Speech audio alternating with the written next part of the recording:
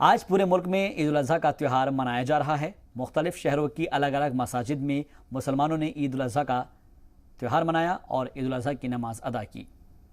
मकामी इंतज़ामिया की जानिब से इस मौके पर मसाजिद और ईदगाहों को जाने वाले रास्ते पर साफ सफाई के साथ साथ सिक्योरिटी के भी पुख्ता इंतजाम किए गए थे। वाज़ेह हो कि ईद उल अज़हा इस्लाम के दो बड़े अहम त्योहारों में से एक है। ये त्यौहार सुन्नत इब्राहिमी की याद के तौर पर मनाया जाता है।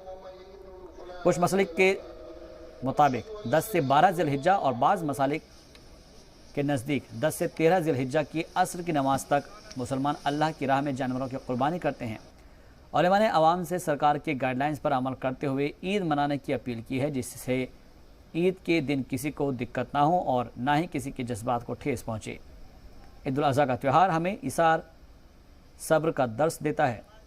जी सलाम के तमाम नाज़रीन को ईद उल अज़हा की मुबारकबाद।